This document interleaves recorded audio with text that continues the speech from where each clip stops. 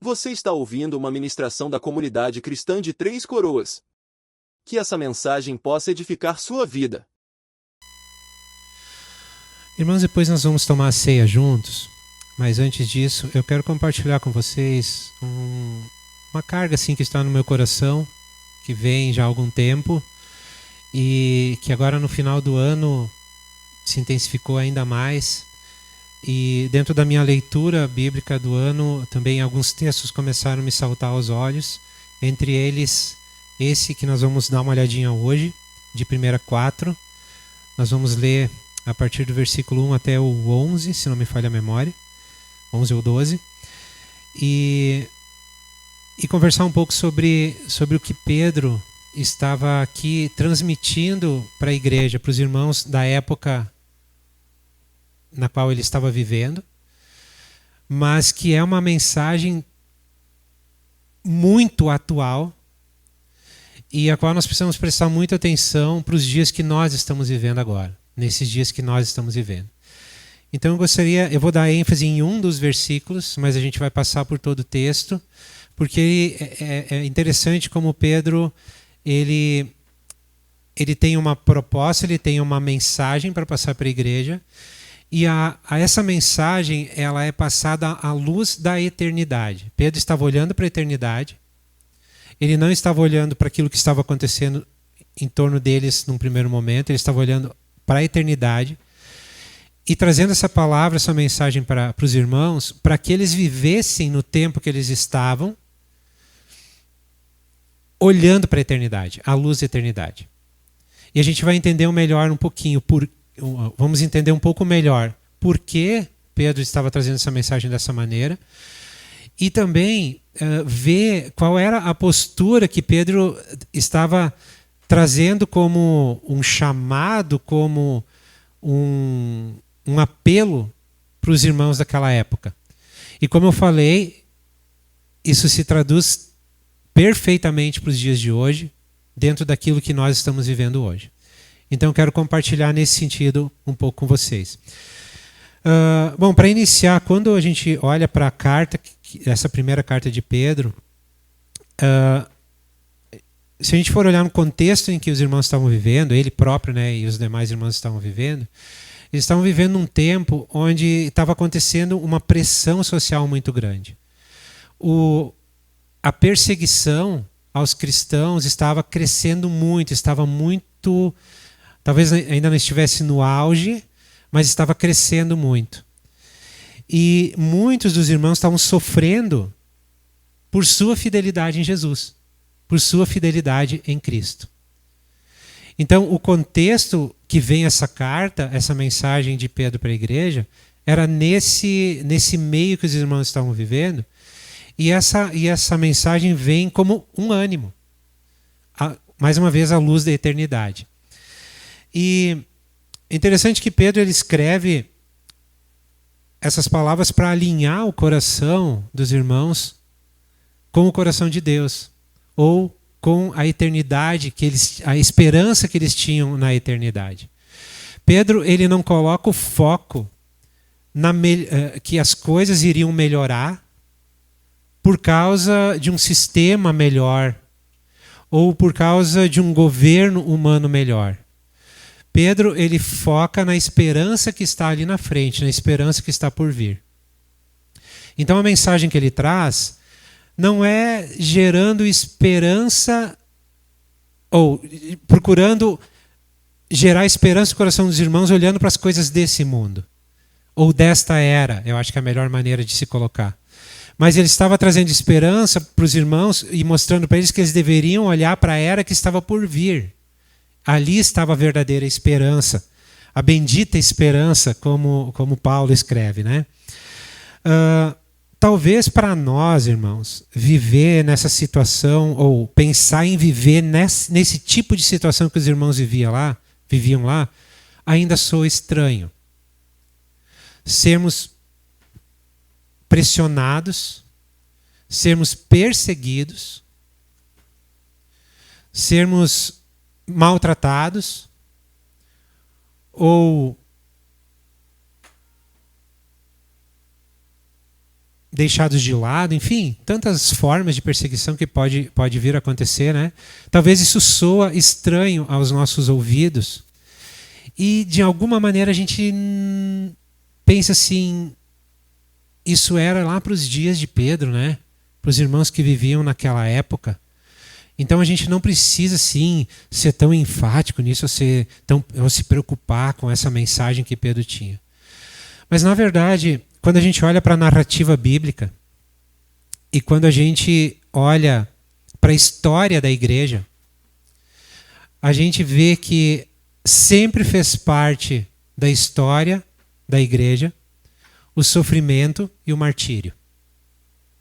Isso sempre fez parte da história da igreja.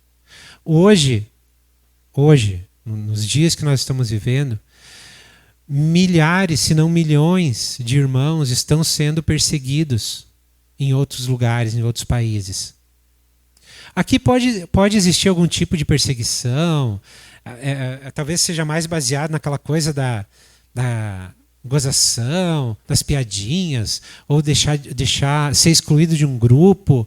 Mas isso, irmãos, não é perseguição. Isso não é perseguição. Isso não é tribulação.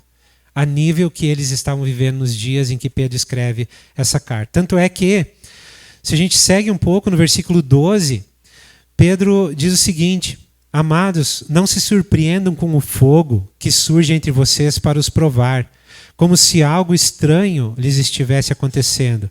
Mas alegrem-se à medida que participam dos sofrimentos de Cristo, para que também, quando a sua glória for revelada, vocês exultem com grande alegria. Ou seja, era comum para eles, fazia parte da vida deles, sofrerem por amar a Cristo, sofrerem por serem cristãos. Fazia parte da vida deles. E Pedro, ele traz uma ênfase de que isso é algo bom. Não bom sofrer, mas é bom poder participar dos sofrimentos de Cristo, porque isso traz uma garantia de nós também podermos participar da glória que está por vir. Então essa é a ênfase da mensagem de Pedro para os irmãos ali naquela ocasião e que, mais uma vez, né, a gente pode trazer perfeitamente para os nossos dias. Vamos lá para o versículo 1, então. Um primeiro trecho. Pedro, ele chama os irmãos para abandonarem a antiga maneira de viver. E ele diz o seguinte: portanto, uma vez que Cristo sofreu corporalmente, armem-se também do mesmo pensamento. Pois aquele que sofreu no seu corpo rompeu com o pecado, para que no tempo que lhe resta não viva mais para satisfazer os seus desejos humanos, mas sim para fazer a vontade de Deus. No passado vocês já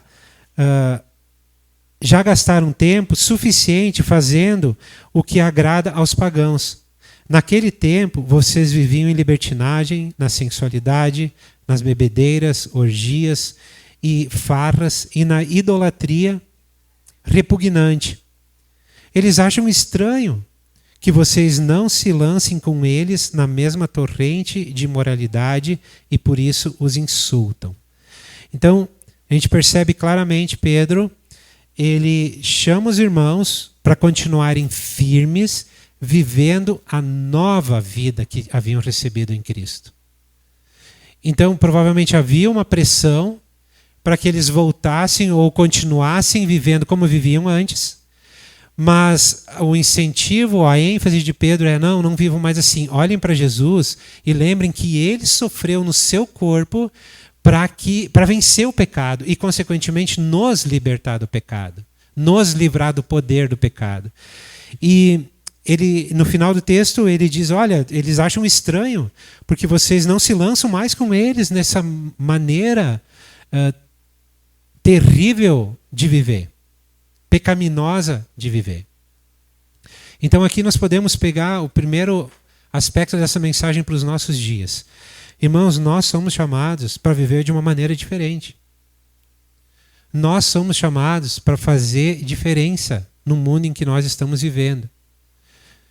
Paulo, ele diz que nós não devemos nos amoldar a esse mundo, mas através de uma mente renovada, nós precisamos saber qual é a boa, agradável, perfeita vontade de Deus para as nossas vidas. O mundo não tem. Jesus próprio disse, olha, orando, né? Ele disse para o Pai, Pai, eu não peço que tu tire eles do mundo, mas guarda eles do mal. Lá na oração de João 17, na oração sacerdotal de Jesus, Jesus fala isso. Não tem como a gente sair de dentro do sistema que o mundo impõe ao nosso redor. Não tem como ir lá, se esconder no meio do mato e viver sozinho lá e achar que é assim, que é isso, é disso que se trata. Não, não é disso que se trata. Se trata de, no meio do mundo corrompido, nós brilharmos como luz. Se trata de, no meio das trevas, nós brilharmos, porque nós somos diferentes. Não porque somos melhores ou somos bons. Nós somos diferentes porque Cristo habita em nós. E é a luz de Cristo que precisa brilhar através de nós. E à medida que nós nos relacionamos com Jesus, as nossas atitudes mudam. O nosso comportamento muda. A nossa maneira de pensar, de falar, de agir muda à medida que nós nos relacionamos com Jesus. À medida que acontece o que nós cantamos aqui, que ele cresça e que eu diminua, que foi também a oração de João Batista, convém que ele cresça e que eu diminua, à medida que ele cresce em nós, nós desaparecemos. Ele aparece. As virtudes dele aparecem. Então Pedro, ele traz essa mensagem para a igreja e perfeitamente para nós. E ele anima os irmãos para viverem uma vida santificada. Uma vida que seja coerente com a fé que eles professam. Então a mensagem de Pedro tinha a ver com isso. No versículo 5, ele diz, ele chama a atenção dos irmãos para lembrarem do juízo também que estava por vir. Ele fala, contudo, eles terão que prestar contas àquele que está pronto para julgar os vivos e os mortos. Então, Pedro diz, olha, ele está falando aqui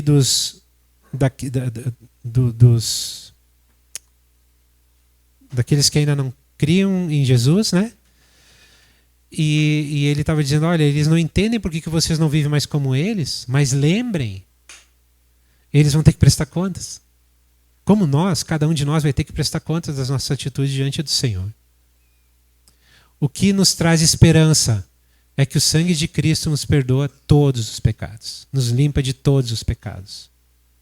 Mas isso não quer dizer que nós podemos viver de uma maneira desordenada. Bem pelo contrário. A graça de Deus, ela nos dá poder para viver uma vida coerente com a fé que nós professamos. Ele continua no versículo 6, ele mostra que ele fala sobre ter uma vida disciplinada, uma maneira de ver coerente com a fé que professamos, né? E por quê? Porque isso dá glória para Deus. Eu acho que cada um de nós já deu um mau testemunho. E quando olhamos para a igreja de uma maneira geral hoje, nós vemos muitos maus testemunhos. E às vezes dá para compreender porque muitas pessoas não querem estar com a igreja por causa do mau testemunho. Mas a igreja de Jesus não é assim. E aquilo que o Espírito Santo está fazendo nas nossas vidas é para nos tornar cada vez mais parecidos e semelhantes com Jesus. Para quê? Para darmos um bom testemunho. Para que a luz que brilha através de nós brilhe tanto que chame a atenção daqueles que ainda estão fora para estarem com Jesus. Para virem estar em comunhão com Ele e com o corpo de Cristo, que é a igreja.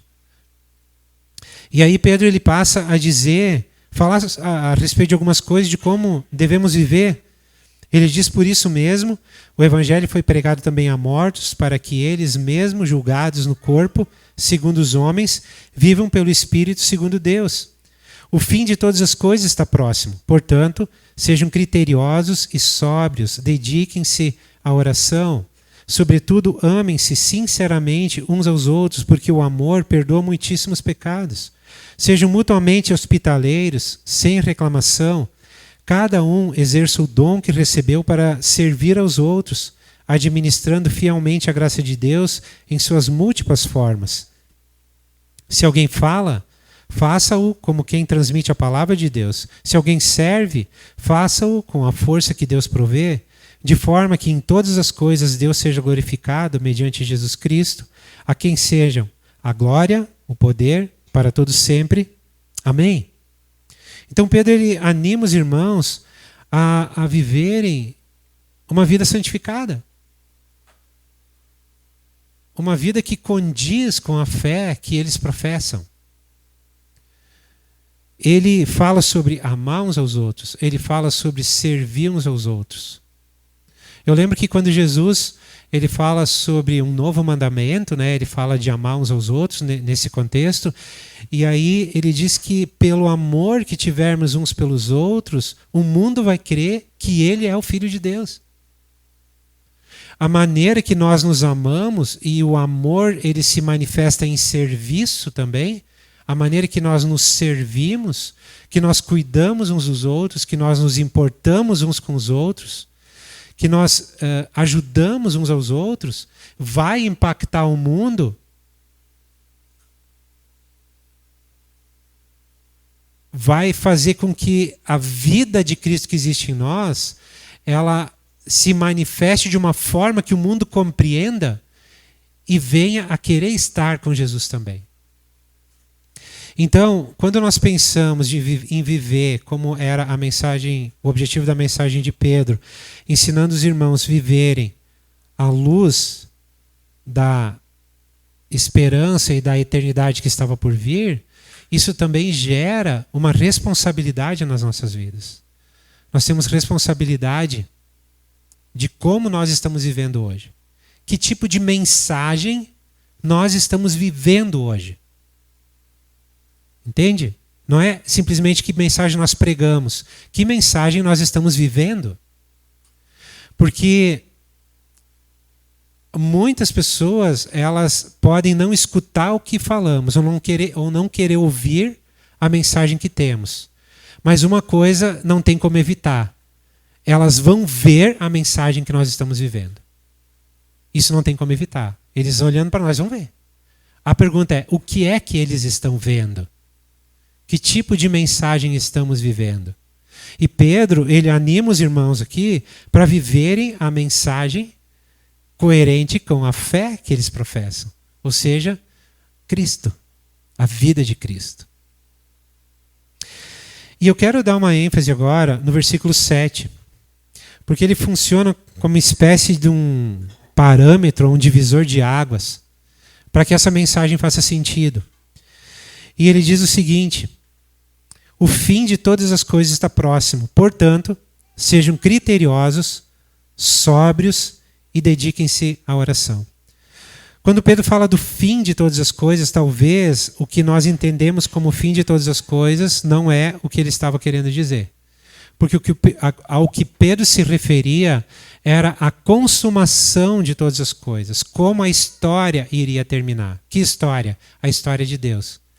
Para onde Deus está levando a sua história e que fim Deus está vai dar nessa história.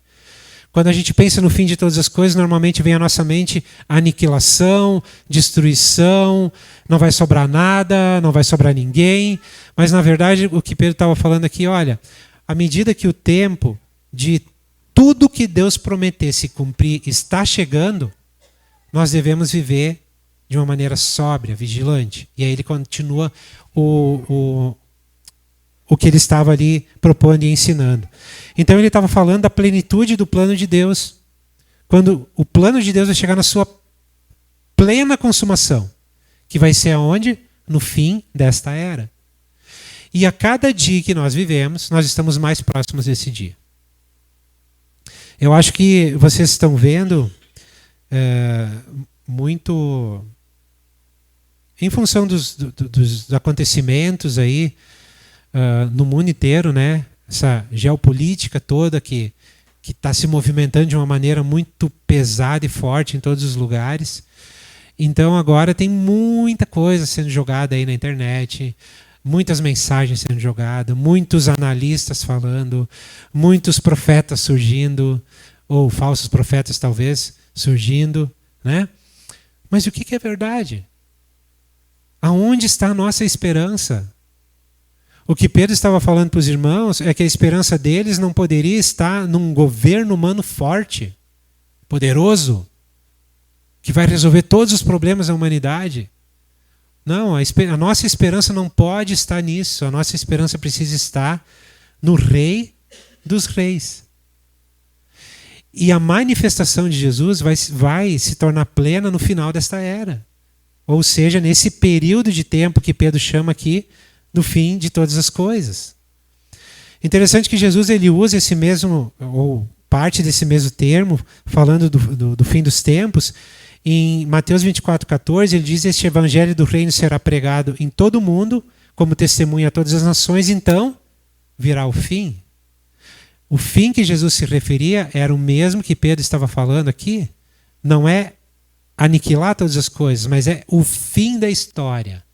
Para onde Deus está levando essa história.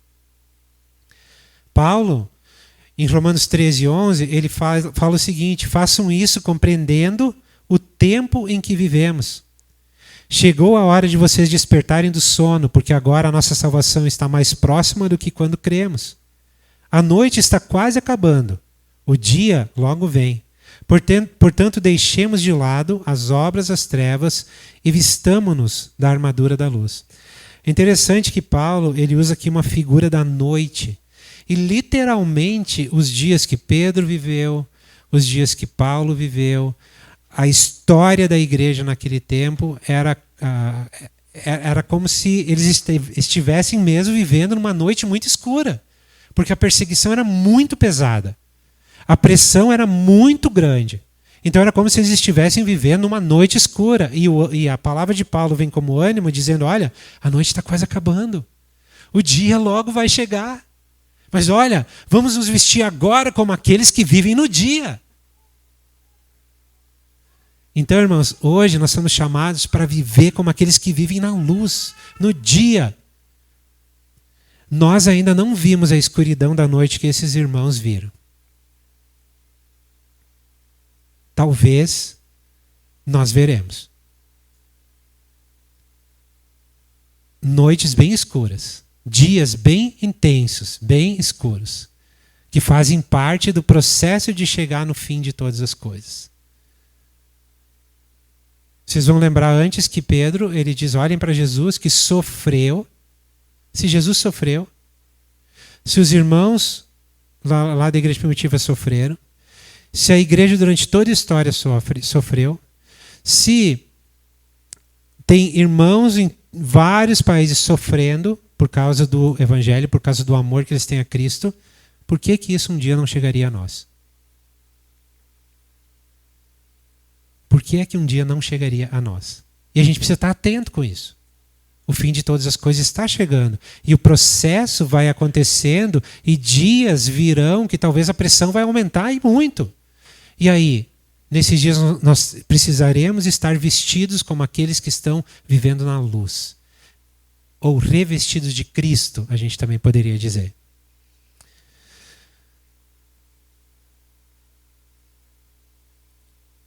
Ele diz ali que o fim de todas as coisas está próximo. Esse está próximo, logicamente a gente sabe que ele não está indicando uma data, um dia e uma hora. Mas ele fala sobre uma iminência, algo que vai acontecer. E como eu falei, a cada dia que passa está mais próximo de acontecer. Então hoje a gente vê muitas coisas acontecendo no mundo, muitas coisas se alinhando ao que parece para o cumprimento de várias profecias que nós temos na palavra. Então muitas coisas de fato estão acontecendo e se alinhando. E Deus, ele é o dono da história. E ele usa reis, ele usa governos, ele usa presidentes para alinhar a história com a história dele, para que a história dele se cumpra. Então hoje realmente muitas coisas estão acontecendo e outra, de uma maneira muito rápida. Antes ali fora, o Genésio ainda estava comentando, né, algumas coisas e de como hoje as coisas são rápidas, tudo acontece muito rápido. Então, a gente não pode mais viver como aqueles assim que, pois é, parece que a Bíblia fala alguma coisa sobre isso. Não, nós precisamos viver como aqueles que sabem o que a Bíblia fala. Porque se relacionam com a palavra de Deus. Sabem para onde a história de Deus está indo. Sabem como nós devemos nos comportar e nos portar e nos posicionar dentro dessa história. No percurso que nós estamos andando até o fim de todas as coisas. E isso está próximo. O texto que eu li agora há pouco de Paulo, ele chama a... Ei, desperta, acorda! Nós precisamos acordar. Não olhar para o YouTube, olha para a palavra. Não olhar para o profeta, não sei, porque eu tenho problema com quem se denomina profeta, tá? Eu tenho problema com isso. Então o profeta fulano de tal fala alguma coisa, não, só um pouquinho. E o que a palavra de Deus fala? O que a palavra de Deus está falando? Tem uma coisa interessante, não sei se vocês já experimentaram isso. Quantos aqui já leram Apocalipse? Quantos aqui já leram os profetas? Isaías, Jeremias, Ezequiel. Vocês precisam ler, tá? Daniel. Vocês precisam ler. A gente precisa ler a palavra. E eu já vi muita gente dizendo assim, eu não leio o Apocalipse porque eu tenho medo. Mas tu lê a primeira frase de Apocalipse, diz lá que aquele livro é a revelação de Jesus Cristo. Tu quer conhecer Jesus? Leia Apocalipse. Tu quer conhecer Jesus? Leia Gênesis até Apocalipse. Ali a gente conhece Jesus, cada dia mais e mais. E é interessante uma experiência que eu tive. Quando eu comecei a entrar um pouco mais de cabeça e mais fundo, estudar a questão do final dos tempos, as dinâmicas que vão vir ainda, que a gente vai participar, vai poder participar. Ao invés de eu ficar com medo, me trouxe uma paz, me trouxe uma esperança que eu não consigo explicar.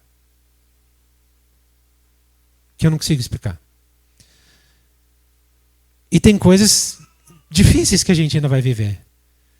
Mas a palavra de Deus, a revelação e a narrativa da palavra de Deus nos traz esperança.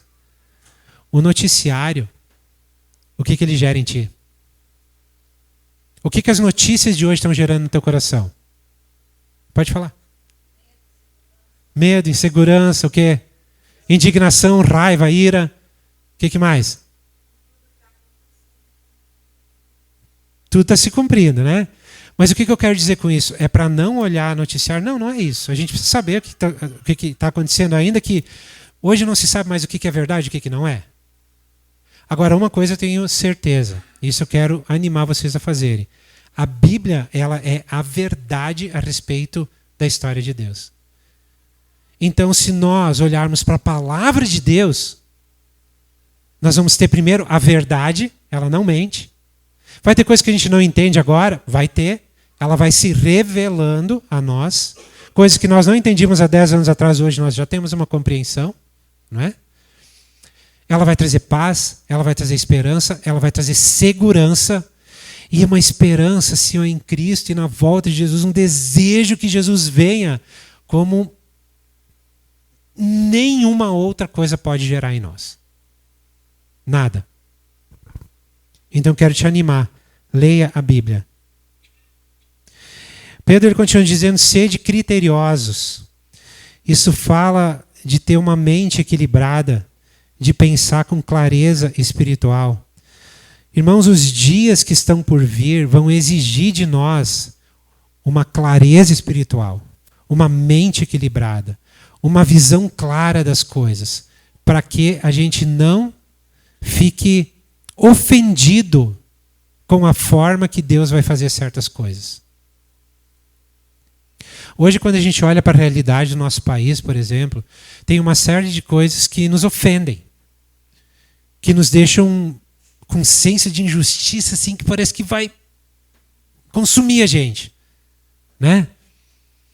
Mas a gente está olhando para uma realidade humana, terrena. certo? Mas virão dias em que a pressão vai acontecer e que ela é uma pressão que vai ser permitida por Deus. Vai ser permitida por Ele. E para que nós não tenhamos esse senso de injustiça e ficamos ofendidos com Ele, nós precisamos conhecer o que Ele vai fazer. E a fonte disso é a palavra dEle. A palavra de Deus, a Bíblia, ela diz o que ela realmente quer dizer. Não dá para ficar floreando muito. Não dá para ficar achando maneiras de conectar uma coisa com a outra, aqui um pedaço de lá, um pedaço daqui, que cola ali. Aí vira uma palavra Frankenstein. Né? Vira um troço que estranho. A palavra é muito clara. Quando tu pega ela de Gênesis e Apocalipse, ela vai te trazer uma mensagem. Ela vai falar sobre uma história. Ela vai falar sobre início, meio e desfecho dessa história.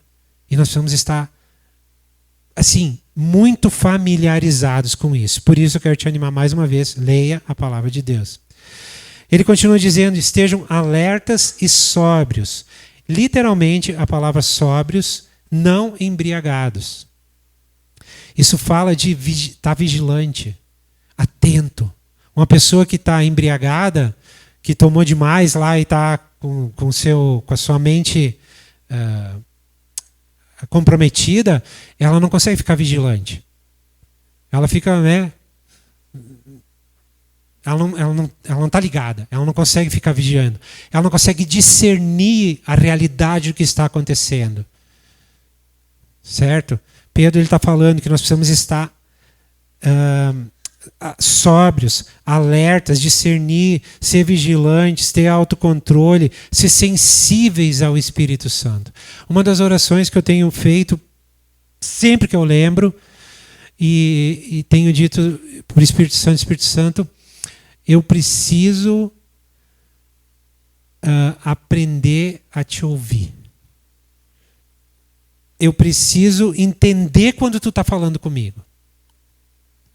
E uma coisa bem boba em termos, mas uma experiência que eu tive agora no final do ano foi bem interessante.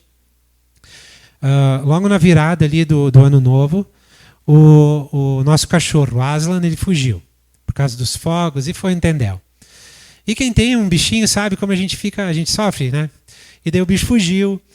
Nós ficamos aquela madrugada até as 3 da manhã procurando ele, não achamos. Aí eu postei lá no Instagram, daí começou a vir notícias de todo lado, de Tramandaí, de Canela. Estava em todos os lugares, tinham visto ele.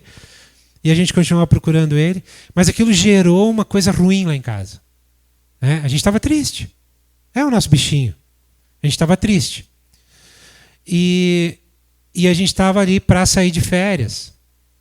Duas semanas depois. E aí eu fiquei pensando, como é que a gente vai fazer? Se a gente não encontrar esse bicho, como é que a gente vai ir? A Miriam estava para morrer.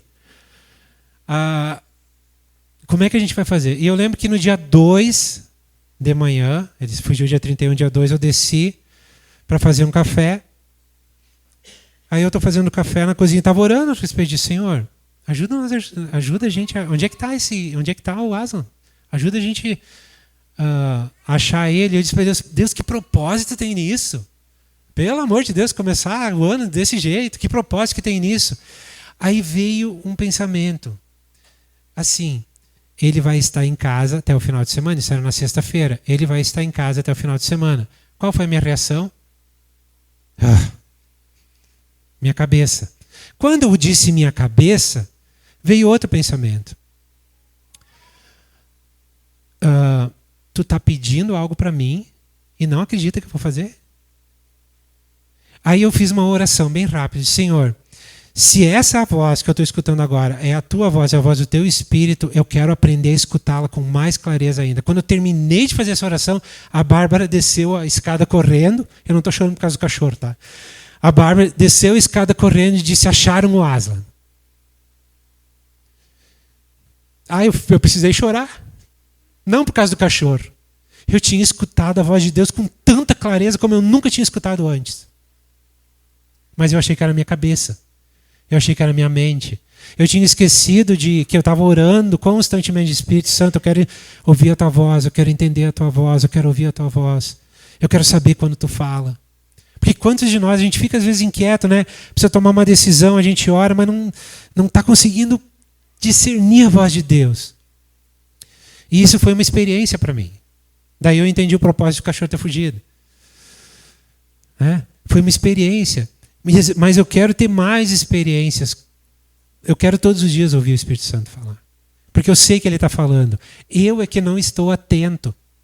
Eu é que estou desatento. Eu que estou prestando atenção no mundo. Estou prestando atenção nas notícias. Eu estou prestando atenção nas más notícias. Olhando para as injustiças. Olhando para esse mundo. Tentando me cercar de seguranças para eu ficar bem.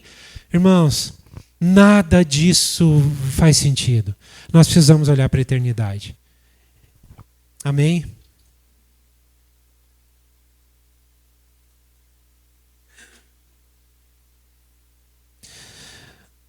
Pedro ele continua dizendo: dediquem-se à oração.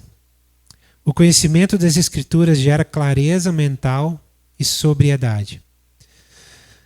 Ela sustenta, ela fortalece e ela torna as nossas orações eficazes. Uma das coisas mais preciosas que eu aprendi nos últimos anos foi aprender a orar a palavra de Deus. Foi a coisa mais preciosa que eu aprendi nos últimos anos, foi isso. Entender que eu não preciso fazer uma oração aleatória. Eu não preciso, ou eu não sei o que orar.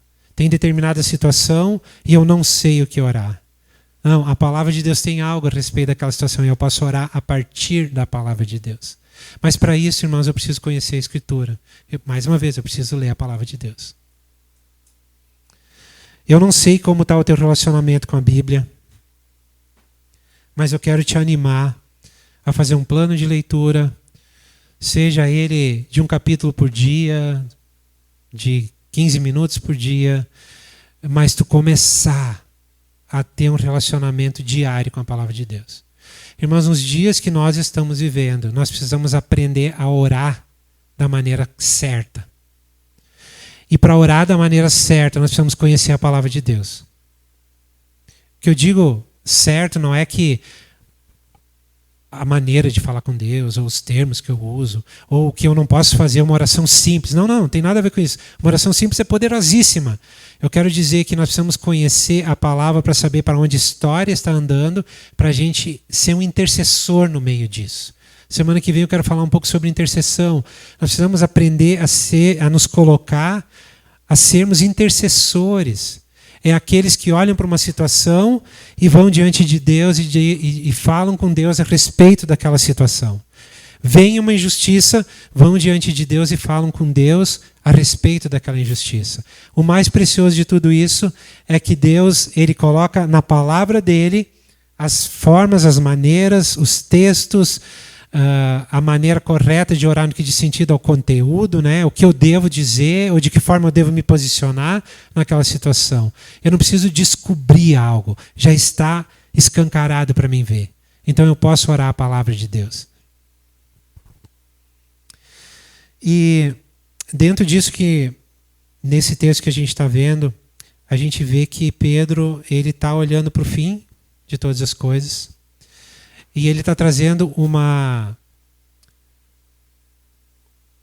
clareza para os irmãos e fazendo com que eles olhem para o fim para saber como eles devem viver hoje. Quando a gente sabe como vai terminar a história, a gente vai se posicionar de uma maneira correta hoje.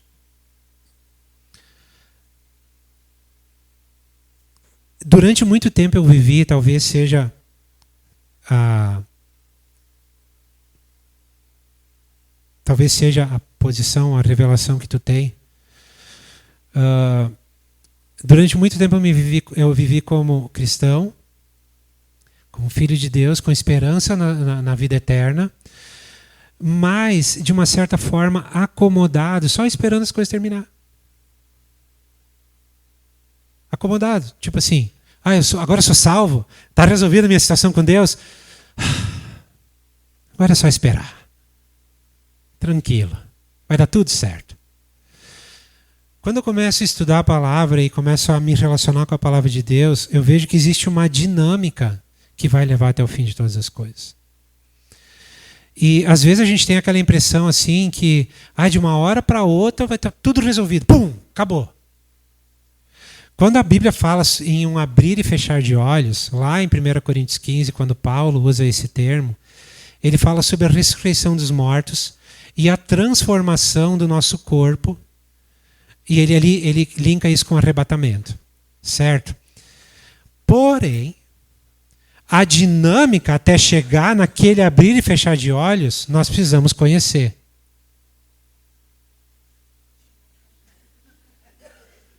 Sai! O que era? Já.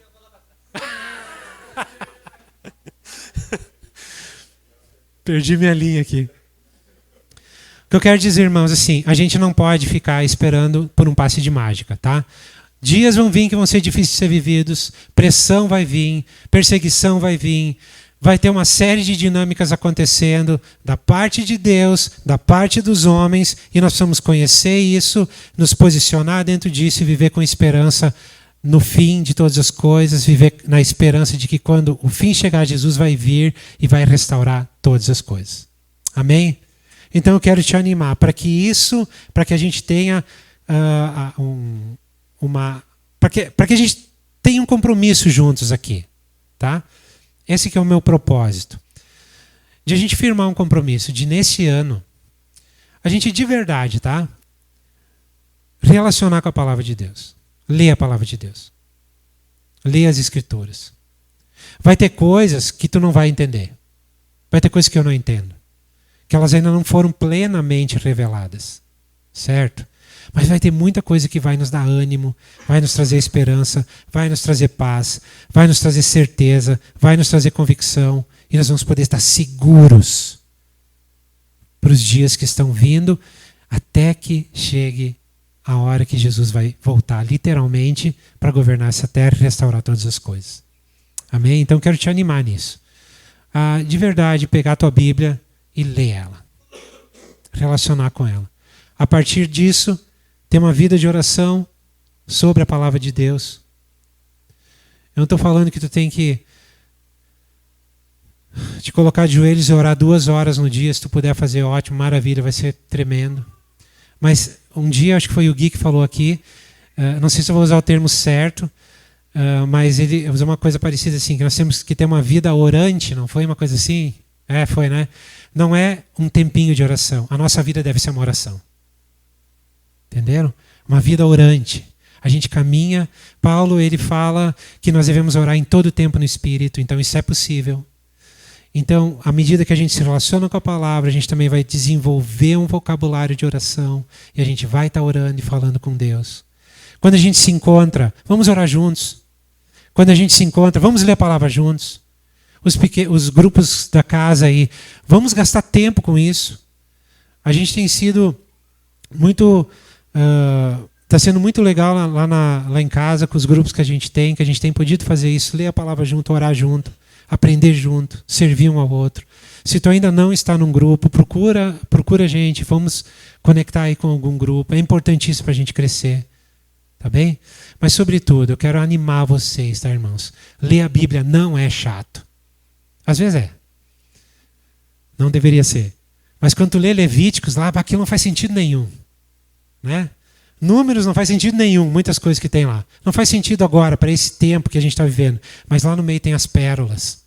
Mas aí tu vai ter outros textos que são claríssimos e que te enchem o coração de esperança. Revelam Jesus Cristo. Enchem teu coração de amor por Ele. Então, vamos assumir isso juntos, vamos crescer nisso. Convém que nós diminuamos, para que Ele cresça e apareça. Amém? Amém.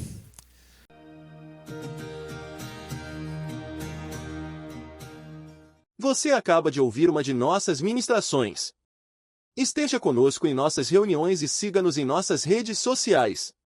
Que Deus te abençoe.